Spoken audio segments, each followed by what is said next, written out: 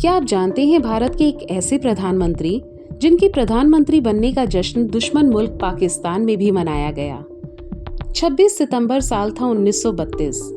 ये भारत की गुलामी का वो दौर था जब भारत अपनी आजादी के लिए आहें भर रहा था।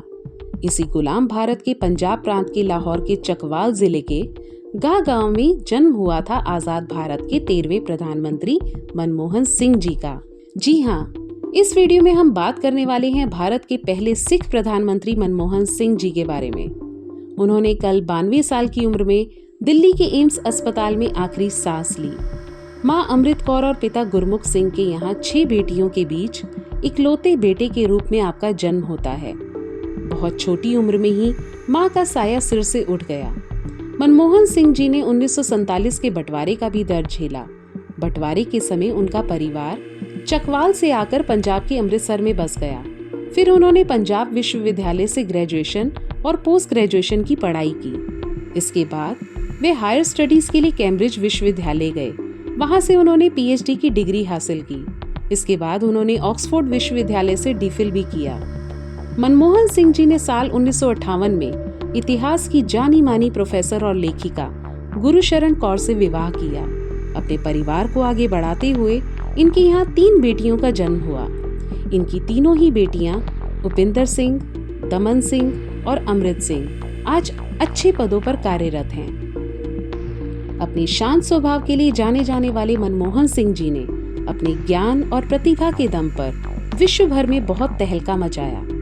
मनमोहन सिंह जी ने अपने करियर की शुरुआत अर्थशास्त्र के अध्यापक के तौर पर की और उसके बाद वे पंजाब विश्वविद्यालय और बाद में प्रतिष्ठित दिल्ली स्कूल ऑफ इकोनॉमिक्स में भी अध्यापक के तौर पर कार्यरत रहे। इसी बीच में संयुक्त राष्ट्र व्यापार और विकास सम्मेलन सचिवालय में सलाहकार भी रहे और 1987 और 1990 में जेनेवा में साउथ कमीशन में सचिव भी रहे। 1971 में डॉक्टर मनमोहन सिंह भारत के वाणिज्य एवं उद्योग मंत्रालय में आर्थिक सलाहकार के तौर पर नियुक्त किए गए। इसके तुरंत बाद 1972 में उन्हें वित्त मंत्रालय में मुख्य आर्थिक सलाहकार बनाया गया। इसके बाद के वर्षों में वे योजना आयोग के उपाध्यक्ष, रिजर्व बैंक के गवर्नर, प्रधानमंत्री के आर्थिक सलाहकार और विश्वविद्यालय अनुदान आयोग के अध्यक्ष भी रहे। साल 1951 में जब उन्हें वित्त मंत्री बनाया गया तब भारत की अर्थव्यवस्था पूरी तरह चरमराई हुई थी। भारत के पास वर्ल्ड बैंक से लिए हुए लोन की अगली किश्त चुकाने तक के पैसे नहीं थे, या फिर सीधे शब्दों में कहें तो हम कंगाली की कगार पर खड़े हुए थे। भारत का राष्ट्रीय बैंक आरबीआई अपना गोल्ड वर्ल्ड बैंक के पास गिरवी रखने का पूरा मन बना चुका था, क्योंकि कोई भी दूसरा रास्ता अब देश के सामने नहीं था। ऐसे समय में जिसने अपनी प्रतिभा के दम पर करोड़ों लोगों को जीवन दिया वो कोई और नहीं बल्कि डॉक्टर मनमोहन सिंह जी ही थे।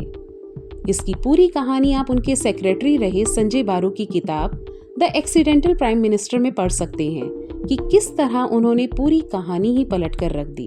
वित्त मंत्री रहते हुए ना उन्होंने सिर्फ भारत की अर्थव्यवस्था को पलट कर रख दिया, बल्कि भारत का बढ़ती अर्थव्यवस्था का परचम भी विश्व भर में फहराया। हाँ, ये सही है कि मनमोहन सिंह जी का प्रधानमंत्री बनना एक संयोग की ही बात थी, क्योंकि किसी ने ये कल्पना भी नहीं की थी कि एक अर्थशास्त्री को प्रधानमंत्री का पद दिया जाएगा। लेकिन साल 2004 में जब कांग्रेस अध्यक्ष सोनिया गांधी ने इस बात का फैसला दुनिया को सुनाया तो दुनिया हतप्रभ थी। हाँ, लेकिन ये भी सच है कि प्रधानमंत्री का पद एक संयोग हो सकता है, लेकिन उनकी प्रतिभा और अनुभव को दुनिया में कोई भी नकार नहीं सकता, जिस कारण से वो इस पद के लिए चुने गए। आज भारत की जो अर्थव्यवस्था का सुखद परिणाम हमें देखने को मिल रहा है, उसकी नींव डॉक्टर मनमोहन सिंह जी ने ही रखी थी। पीएम मनमोहन सिंह जी ने पड़ोसी मुल्क पाकिस्तान से सुलह के लिए कई प्रस्ताव पेश किए। कई हद तक सुधार की शुरुआत भी हुई थी, लेकिन फिर 26 नवंबर साल 2008 में मुंबई में ताज होटल पर हुए हमले ने सबको हिलाकर रख दिया। उसके बाद भारत सरकार की ओर से कोई कदम नहीं बढ़ाया गया। लेकिन आपकी जानकारी के लिए बता दें कि साल 2004 में जब मनमोहन सिंह ने भारत के 13वें प्रधानमंत्री के रूप में शपथ ली, तब उनका जश्न पाकिस्तान में उनके गांव गाह में भी मनाया गया। आपको ये जानकर आश्चर्य होगा कि साल 2007 में पाकिस्तान सरकार ने मनमोहन सिंह के गांव को आदर्श गांव के रूप में विकसित करने का ऐलान किया और इसके बाद उनके गांव में एक सरकारी हाई स्कूल की स्थापना की गई। और इस स्कूल का नाम भी मनमोहन सिंह के नाम पर रखा गया। साल 2004 के अपने कार्यकाल के दौरान मनमोहन सरकार कई अच्छे और बड़े कानून लेकर आई, फिर वह चाहे मनरेगा हो या फिर right to information, Aadhaar card registration या फिर शिक्षा का अधिकार। ये सारे बड़े कानून मनमोहन सरकार में ही पारित हुए।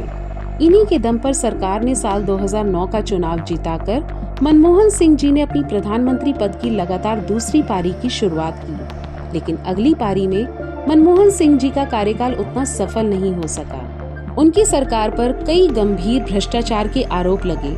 हालांकि मनमोहन सिंह जी पर कभी कोई सीधा आरोप नहीं लगा, लेकिन उनकी चुप्पी ने कई बड़े इल्जामों को जन्म दिया, जिसे उन्होंने अपनी मंद मुस्कान और शांत स्वभाव से धूमिल कर दिया। उन्होंने अपने 10 साल के कार्यकाल में सिर्फ 3 बार प्रेस कॉन्फ्रेंस की। उन्हें कई बार सोनिया गांधी का रोबोट कहा गया और यहाँ तक भी कहा गया कि वो तो मात्र एक कठपुतली हैं। रिमोट कंट्रोल तो सोनिया गांधी के हाथ में है।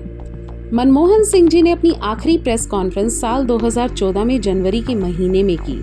ये वो समय था जब वो और उनकी सरकार चारों तरफ से संगीन इल्जामों से घिरे हुए थे। जब उनसे सवाल किया गया कि क्या आप अपने आप को एक कमजोर प्रधानमंत्री के रूप में देखते हैं, इसके जवाब में डॉक्टर मनमोहन सिंह जी ने बड़े ही सधे हुए शब्दों में अपना जवाब दिया।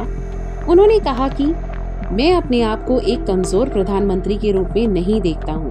मैंने इस पद पर रहते हुए परिस्थितियों के वशीभूत होकर हर संभव कोशिश के साथ जितना कर सकता था वो मैंने किया। मेरी भी कुछ राजनीतिक मजबूरियां रही, जिनको देखते हुए मैंने सबसे अच्छा किया।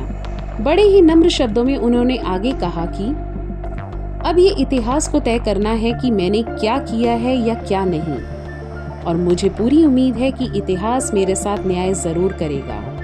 चलते चलते बस इतना ही कहूंगी कि आपकी राजनीतिक मजबूरियां किसी से भी छिपी नहीं रही, लेकिन हमें गर्व है कि आपने अपनी प्रतिभा के दम पर इस देश को बड़े ही मुश्किल हालातों से निकाला, और ये इतिहास आपको हमेशा के लिए आपके अभूतपूर्व कार्यों के लिए सराहेगा। आज पूरे देश की आंखें आपके लिए नम हैं और हर देशवासी को आप पर गर्व है। आप सही मायने में भारत माँ के सच्चे सुपूत थे। आपको शत शत नमन।